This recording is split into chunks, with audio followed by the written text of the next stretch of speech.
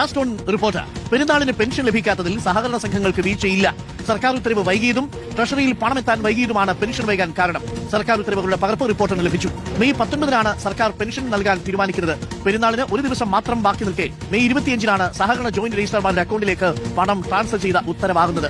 സർക്കാർ ജാള്യത മറയ്ക്കാനാണ് സഹകരണ സംഘങ്ങളെ അപകീർത്തിപ്പെടുത്തുന്നതെന്ന് കോപ്പറേറ്റീവ് എംപ്ലോയീസ് യൂണിയൻ ആരോപിച്ചു. അർജുൻ കല്യാടോട് കൂടുതൽ വിവരങ്ങളുമായി. അർജുൻ കല്യാട്, വീഴ്ച പറ്റിയത് സർക്കാരിന് തന്നെയാണ്.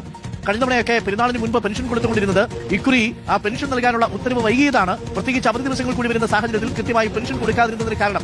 അതിന് സഹകരണ സ്ഥാപനങ്ങളെ പഴിച്ചിട്ട് കാര്യമില്ലെന്നാണോ അർജുൻ കല്യാൺ? അരുൺകുമാർ, ഈ സഹകരണ സംഘങ്ങൾക്ക് പെൻഷൻ വിതരണവുമായി ബന്ധപ്പെട്ടുകൊണ്ട് വീഴ്ച സംഭവിച്ചിട്ടില്ല എന്ന സർക്കാർ ഉത്തരവ് തന്നെ തെളിവാണ്. 19/5/2026 സർക്കാർ പെൻഷൻ നൽകണമെന്നുള്ള ഉത്തരവിറക്കിയിരുന്നു. പക്ഷേ ഇതുമായി ബന്ധപ്പെട്ട് ഈ പെൻഷൻ നൽകാൻ ആവശ്യമായിട്ടുള്ള പണം ട്രഷറികളിലേക്ക് അന്ന് കൈമാറ്റം ചെയ്തിട്ടില്ല. 23/5/2026 ഇതുമായി ബന്ധപ്പെട്ടുകൊണ്ട് കൃത്യമായി എത്ര പണം വേണം എന്നുള്ള കാര്യം വിലയിരുത്തിക്കൊണ്ട് അതിനകത്ത് ഒരു തീരുമാനമെടുക്കുന്നത്. 25-ാം തീയതിയാണ് എല്ലാ ജില്ലാ സഹകരണ സംഘങ്ങളുടെ സബ് രജിസ്ട്രാർമാരുടെയും അക്കൗണ്ടുകളിലേക്ക് പണം എത്തുന്നത്. പിന്നീട് ഈ പറയുന്ന 26-ാം തീയതി ഒരു ദിവസം മാത്രമാണ് ബാക്കി നിൽക്കുന്നത്. 27-നും 28-നും സർക്കാർ പെരുന്നാളുമായി ബന്ധപ്പെട്ടുകൊണ്ട് അവധി നൽകിയ സാഹചര്യമുണ്ട്. അപ്പോൾ ഒരു ദിവസം മാത്രമാണ് ഈ പറയുന്ന അക്കൗണ്ടുകളിലേക്ക് പണം എത്തിയതിനു ശേഷം ലഭിച്ചിട്ടുള്ളത്.